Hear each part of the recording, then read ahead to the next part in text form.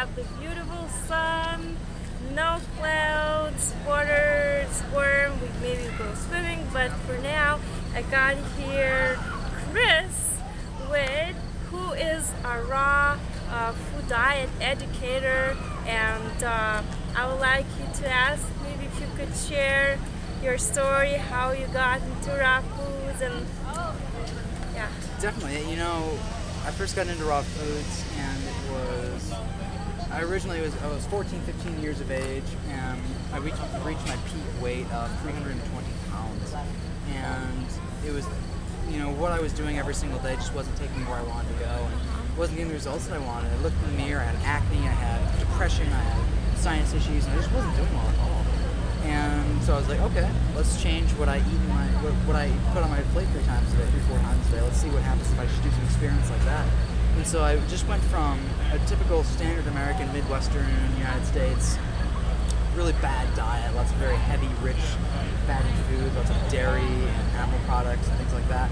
And so I just decided to switch to that to a basically a starch-based vegan diet based on fruits, vegetables, and also like rice, potatoes, pasta, and things like that. And then from there, I guess you could say I just wanted more. It's like, wow, you can just eat raw foods, you know, can I get better than what I'm doing now? And that brought me to a low-fat, raw vegan diet based on whole fresh rice, raw fruits and vegetables. And just haven't turned back since, haven't had the need, desire, or you know, craving to do anything but ever since. So as I understand, you firstly became, was that a McDougall's teaching, or? Yeah, you know, it wasn't inspired by McDougall per se, because I didn't know what the word... How did you figure out that you gotta do this? Yeah, you know, that's the thing. I didn't know what the word vegan meant. I didn't know like who Dr. John McDougall was or anything like that.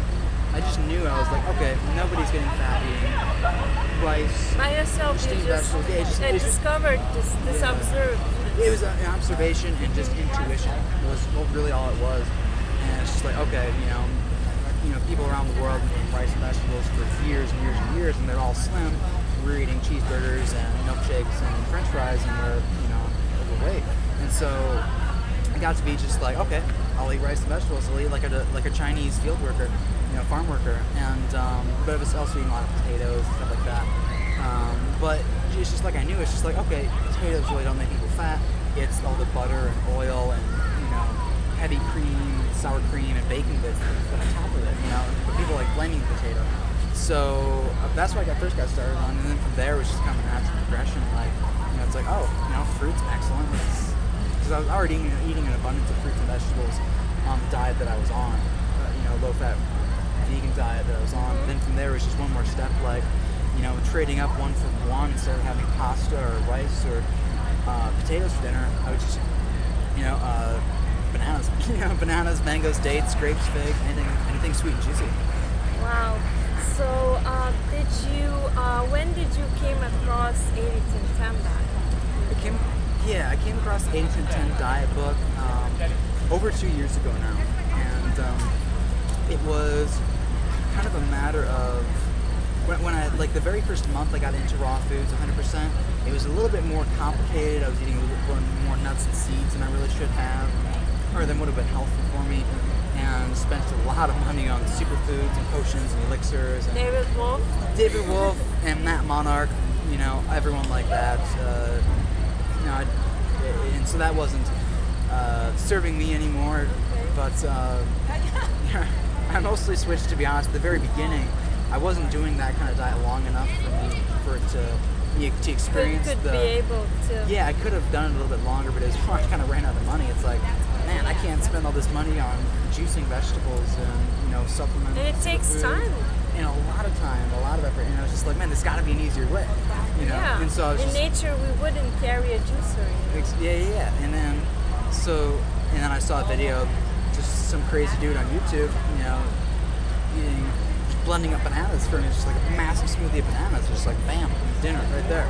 And it's just like, wow, I can, you know, feel great and just be simple. I mean, it's just like eat tasty food and get my food faster and more efficiently than people who go to McDonald's, you know, any other fast food, you know, faux fast food place. And you don't need to be a good cook.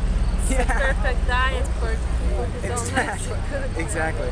Ironically, I'm a very, very good cook, and I can make a mean vegan curry, but it's been so long, it's not my thing, but, definitely. So it's excellent if you don't like spending time in the kitchen.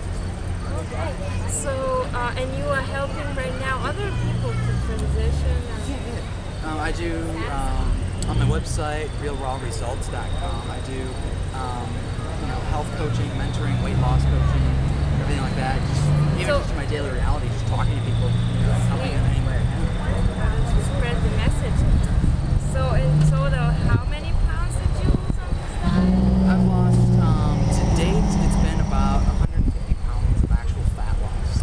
150 pounds. So it's about 70 kilos or so, and just, halved myself basically. So with no deprivation. No, I was eating as much as I possibly could, and now I'm more adapted. It's like I know how much I need and everything. But before I was just like stuffing my face every single meal as much as I desired to. I wasn't forcing it, but just loving it.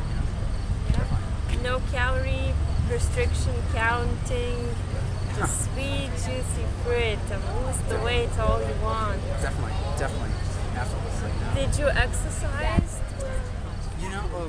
I very first started getting into fitness when I started following a healthier vegan diet, and then more into raw vegan diet, especially I actually had the energy and desire to go and oh man, I want to go out and do something. I want to go out and run. I want to go out and run. You have so much energy. Exactly. It's just I want to go do something. I want to actually live my life now. I don't want to sit in front of the TV playing video games all day. And like I was before. And so from there, it just kind of went to things like simple things. I'm not huge. I don't do any insanity yet. It's really full on. I gotta kill myself for 30 days, do this, and I'm done, whatever. Just things like running and cycling. Love riding my bike, playing tennis, working in the garden. Racquetball, badminton, anything that can play with me. That's how I stay fit and stay active. And traveling, right? You traveled to Thailand.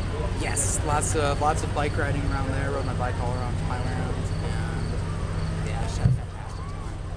How the fruit is in Thailand? Fruit in Thailand is some of the best in the world. It may not be, it's arguable what is the best in the world, but Thailand has some definitely A-grade fruit when you know where to look. Sweet. Definitely. So, this is your second year at the Woodstock Food Festival? Second year, yeah, I'm a veteran officially. But, it's just, first year was absolutely fantastic, just mind-blowing, and I just, have this overwhelming feeling of this. It's on the second day right now, or the first really official start of it, and it's just going to be so much even better tomorrow. The whole, everyone should get used to, and I would recommend highly everyone who's interested in this diet coming to this festival and experiencing this abundance of fruit, the nature. We have lectures, we have exercise programs with Dr.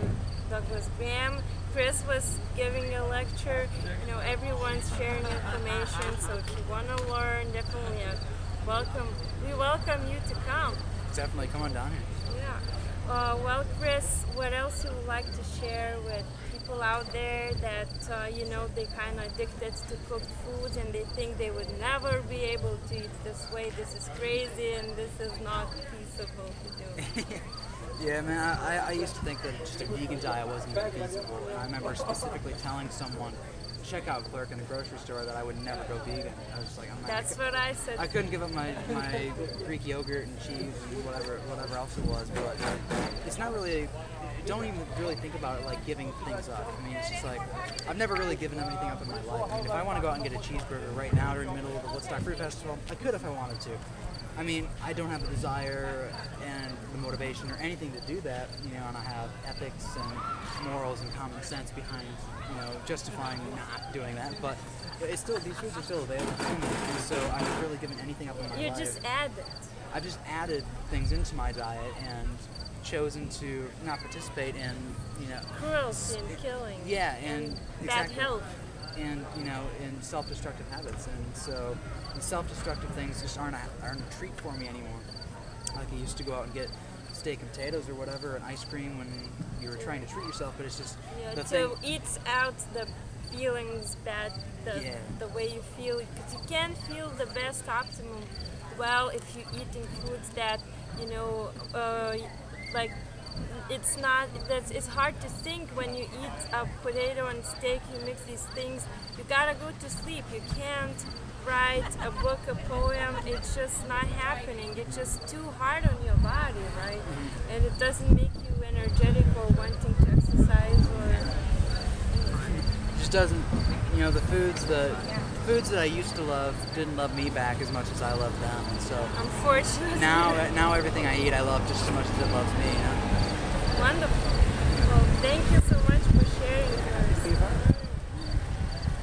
I'll see you in the next video. Thank you for watching. Chris, Real Raw Results. This is Real Results for real. And bye now.